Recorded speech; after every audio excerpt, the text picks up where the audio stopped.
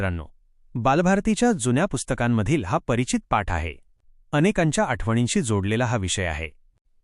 चित्रे. घरातील फरशी पुसून झाली. आई दमून गेली. तिने बिमला रस्त्यावर जाऊ नको म्हणून बजावले आणि ती तेथेच आडवी झाली. बब्बी शेजारी खेळायला गेली.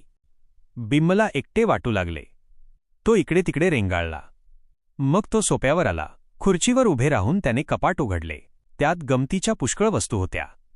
हिरव्या काचेची दौत, तांबड्या मेणबत्त्या, बंद पडलेले जुने घड्याळ, रंगीत दोरे, हिरव्या निळ्या मण्यांचा झगा घातलेली एक हात मोडलेली काचेची बाहुली, अंग दाबताच पत्र्याच्या बटणामधून कुई आवाज करणारे रबरी बदक. पण त्या साऱ्यांत बिमला फार आवडला तो रंगीत खडूंचा डबा. त्याने 2-4 खडू घेतले आणि तो हलकेच आत आला.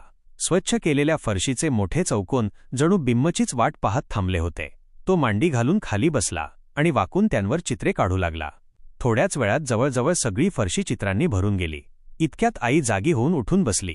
समोरचे सारे काही पाहून तिने कपाळाला हात लावला. आत्ताच मी फरशी पुसून ठेवली होती. काय ही गिजबीज करून ठेवली आहेस तू या फरशीवर? ती थोड्या नाराजीने बिमला म्हणाली. ही गिजबीज नाही काही. ही सगळी चित्रं आहेत, बिम्म म्हणाला. पण त्याला थोडे वाईट वाटले. त्याचा चेहरा उतरला. तेव्हा आई त्याला समजावत म्हणाली, बरं, ही गिजबीज नाही. तू ही कसली चित्र काढली आहेस ते तरी सांग मला. बिम्म खुल्ला आणि म्हणाला, हे चित्र हत्तीचं आहे. तो फिरायला निघाला आहे. या त्याच्यात 2 घंटा. घंटा हत्तीपेक्षा थोड्या मोठ्याच होत्या. हत्तीची शेपटी व त्याची सोंड सारखीच होती. आणि ते दुसरं चित्र? आईने विचारले. अगं, ते आपलं घर नाही का? आश्चर्य दाखवत बिम्म म्हणाला. तू, बब्बी, बाबा, मी सगळेजण बाहेर थांबलो आहोत. आई म्हणाली, होय, सगळ्यांना बाहेर थांबणं जरूरच आहे. घर इतके लहान होते की बिम्मला देखील वाकून आत जाता आले नसते. बाबांचे हात पावलापर्यंत लांबले होते. जागा कमी पडल्यामुळे आईला बाबांच्या गुडघ्यापर्यंतच्या उंचीवर समाधान मानावे लागले होते. त्यापुढील चित्रात बाजार होता, शाळा सुटली होती, 3 कोंबडे होते. आईला मात्र चित्रकलेतील काही माहीत नसल्यामुळे तिला सगळेच विचारून घ्यावे लागले. आई घरात जाण्यासाठी वळली, पण बिम्मने तिला थांबवून म्हटले, आई, आणखी एक चित्र आहे.